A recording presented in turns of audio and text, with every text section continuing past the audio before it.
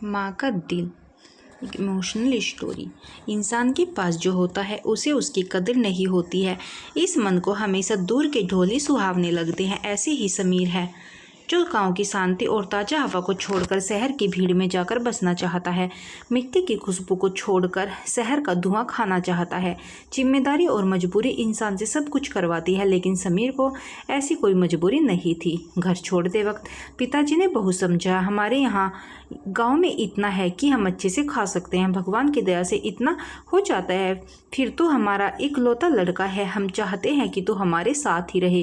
लेकिन समीर मानने को तैयार नहीं था। पिताजी से कहा कि आपने पूरी ज़िंदगी गांव में गुजार दी, मैं नहीं चाहता यहाँ रहना। पिता ने कहा कि हमने जो भी कमाया है तेरे लिए ही तो है, और फिर यहाँ की ज़मीन, घर और पशुओं को छोड़कर तो वहाँ जाकर छोटी सी नौकरी करना चाहता है।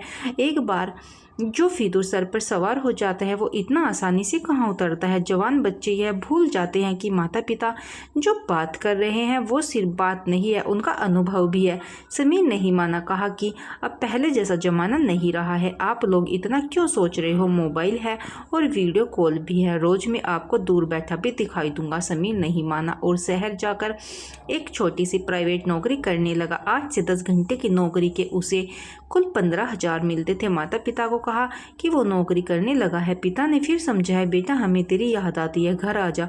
समीर नहीं माना, वो शहर की ज़िंदगी जीना चाहता था। समीर की माँ भी परेशान थी, लेकिन उसके पिता ने उन्हें समझाया कि कर लेने दो उसे, अपने मन की कुछ दिन में वापस आ जाएगा। आखिर कब तक वो हमारे अनुभव से चलेगा, उसे भी अपना अनुभव तैयार करने दो। घर में जहाँ अपनी मर्जी से काम किया करता था वहीं यहाँ उसे किसी की सुननी पड़ती थी। 2 महीने उसने कोशिश की, लेकिन फिर समीर को अब काम का कुछ ज़्यादा लोड रहने लगा। प्राइवेट नौकरी में समय का कोई ठिकाना नहीं रहता था। घर पर बात करना धीरे धीरे कम होने लगा। करीब 4 दिन बाद जब उसने अपने घर का फ़ोन उठाया तो उसके पिता ने बोला, बेटा ऐसा क्या काम करना कि फ़ोन पर बात करने का समय ही ना मिले। पिताजी बोले, बेटा तेरी माँ का पैर टूट गया। 3 दिन पहले समीर ने पूछा कि माँ अब कैसी है। पिताजी बोले, प्लास्टर चढ़ा है। समीर ने कहा, पापा आप वीडियो कॉल से बात करवा देना, अभी मुझे छुट्टी नहीं मिल सकती। गाँव में ठीक से नेटवर्क ना होने के कारण वीडियो कभी रुकती है कभी दिखाई देती है, इसीलिए अधिकतर वो सिर्फ बात किया करते थे। लेकिन आज माँ का पैर टूटा था। माँ ने फ़ोन पर बेटे से बात कर ली, बोली मैं ठीक हूँ और हर माँ की तरह तो कुछ खाता नहीं है।